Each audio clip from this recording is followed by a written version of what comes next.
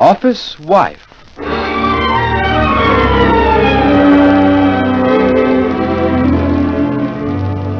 The story of the girl who married her boss and of the girl who took over.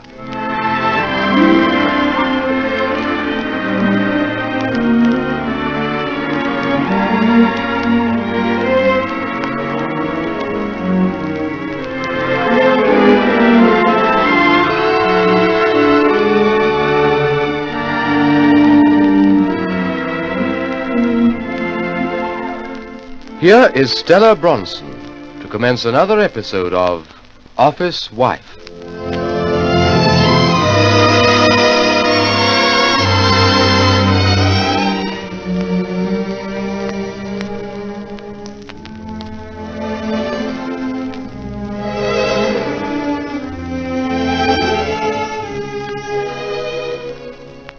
Since Harry Palmer left here, I've been asking myself over and over, what would I do in Marcia's shoes? And what's equally important, what would she do in mine? Jeff's left her and gone to Daybreak Island for a few weeks. But what seems to me to be so very significant is that he hasn't told Marcia where he is. He didn't tell me either. I found out from Harry Palmer. Surely it shows Jeff's made up his mind. I know Harry Palmer's only running his own race, but I can't spend the rest of my life chasing a man who's out of my reach. So why shouldn't I take advantage of this? With Marcia, it might be just the last straw. I must see Marcia somewhere. It's the only thing to do. So why shouldn't Palmer help?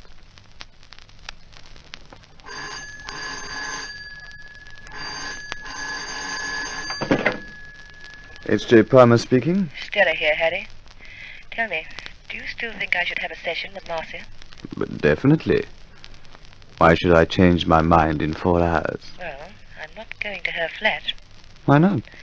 Women, my dear man, never chase after each other when they're chasing after the same man. You have to wangle a casual meeting. It doesn't matter if you're there too.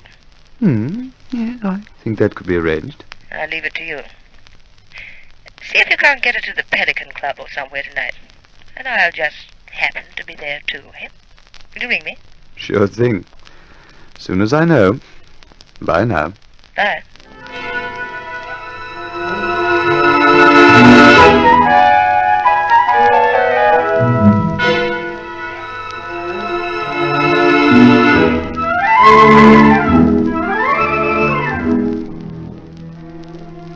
Just leaving, Stella. Well, lucky I got you. What do you know? They told me Jeff Pilgrim's walked out of Tressida Bendigo's and there's not a chance in 1,000 of him going back. So you heard that too, Mr. Puller? Do you know anything about his movements? Do you mean for the future, Mr. Puller, or where he is now? Either. Sorry, but I'm afraid I can't tell you anything at all. That's too bad. I'd like to get in touch with the chap. See if we couldn't persuade him to take up some of those offers we made him. You sure you've no idea where he could be got hold of? Why on earth should I know, Mr. Puller? I'm only asking. This is my opportunity. If I could get Pilgrim in with me, I could set up a new department to do all the work I pay Bendigos to handle. What's that fellow Palmer like? He's rather smart. Perhaps a little too smart. He'd better be. I've been very satisfied. Pilgrim was good. No two ways about that. But I don't know a thing about Palmer. And as for Percy Fleming, he couldn't organize a municipal dog pound. Well, I won't keep you. Are you going my way? Can I drop you off somewhere? Oh, that's very kind of you, Mr. Puller, but I'm staying in town. Okay, then. I'll see you in the morning. Oh, by the way, Mrs. Pilgrim hasn't left town too, has she? I don't think so. Good. At least she'll know what's become of her husband. Or will she? Mr. Puller, where Marcia Pilgrim's concerned, I wouldn't know a thing. Yeah, come to think of it, I don't suppose you would. Good night. I'll tell you where Jeff Pilgrim's gone after I've done my stuff with Marcia tonight. Yes, if all goes well, it would be rather fun to have Jeff working here, too. Very definitely.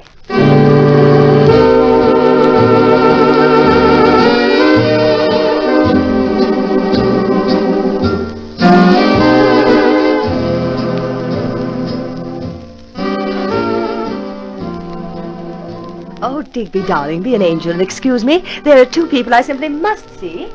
Hello there. Well, hello, Stella. I didn't expect to see you here, Marcia. How nice. Well, why don't you join us? Are there just the two of you? Well, I'll join you if I may. Digby can stay over where he is for a while. Glad to get away from him. Tell me, Stella, I've always wanted to know, what is it about a dress like that? Don't you think she looks terrific, Marcia? Oh, simply terrific. Well, and what's the gossip from the waterfront? They tell me Jeff's packed up and left you or something, Marcia. What a shattering experience. He's merely left the firm. Oh, really? Yes, but the amazing thing is, no one seems to know where he's gone. Just vanished. No one? Don't tell me you know. I don't suppose you'd care to charge off and buy Digby a drink at the bar, would you, Harry? Oh, trying to get rid of me, are you? Just for 5 minutes. Excuse me, Marcia? Of course, Harry. I'll be back in exactly 5 minutes. Well, now that we're alone, what's your racket? Has Jeff really left you, Marcia? I don't see that's any of your confounded business. Oh, be reasonable. I couldn't bear to hang on to a man who didn't want me. I don't know how you can.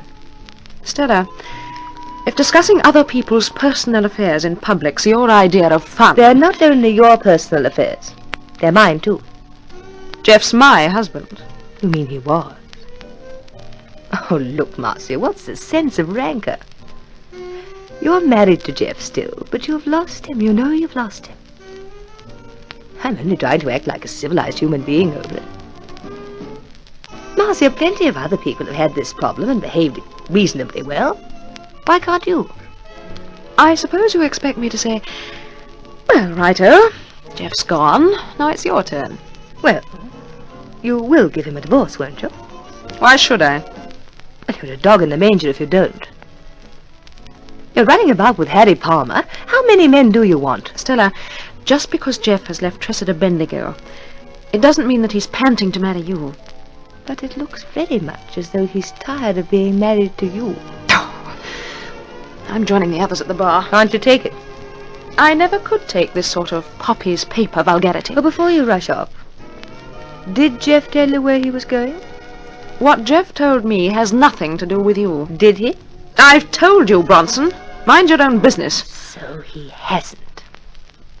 And you're trying to make out you don't know who comes first with the man.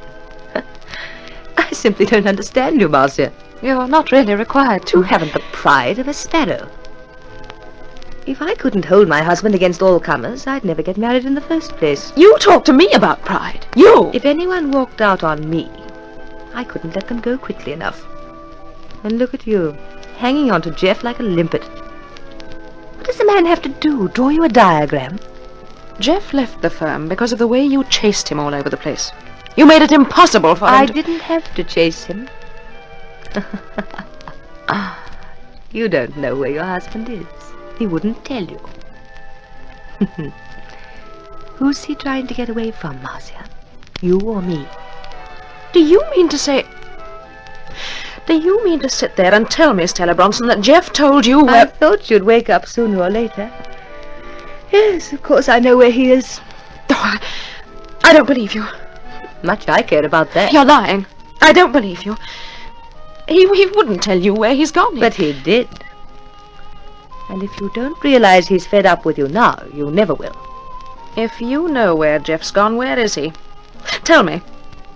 I don't know that I should. If you know where my husband is, I insist that you tell me, Stella. Oh, but you don't know. You're only trying to make out... He's at Daybreak Island. Daybreak Island? Yes. I know when he left here and when he arrived there. And if you think he went up there to get away from me, why didn't he take you with him? Why didn't he? You're his wife, but he wouldn't even risk you running up there after him. Oh, this is... To think But that he took the risk of me following him up to Daybreak Island, Marcia. Look, Stella, if you don't shut up... Here, I say, what's going on? Flushed faces and the heated brows? Oh, you two haven't been fighting, have you? I'm leaving, Harry. Will you take me home? Oh, don't let me ruin your fun and games, Marcia. I'm off. Come on, Digby, let's dance. See you later, Harry. Oh, what on earth was she saying to you, Marcia? You look absolutely furious. I am furious. Oh, I've never been so humiliated. To be told by that creature. Told what? Harry, Jeff actually let her know where he was going, but not me. Oh, I'd like to tear her to shreds. And Jeff, too. Why, it's practically inviting her to join him there. Looks rather like it. Looks very much like it. Harry, will you take me home this minute? Oh, but why, darling? It's early and... Will you take me home this minute? I'm going to see what Uncle Tressida has to say about this.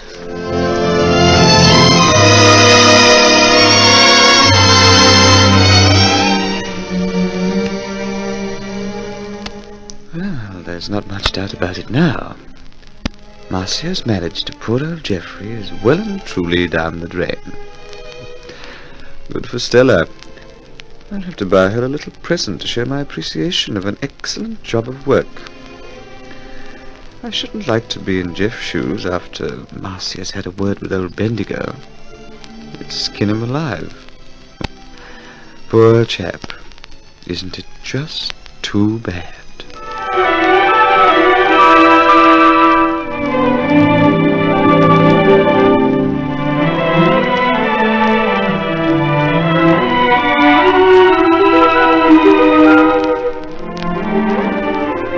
We invite you to listen to further episodes of Office Wife, written by L.J. Hardy, a Donovan Joyce production.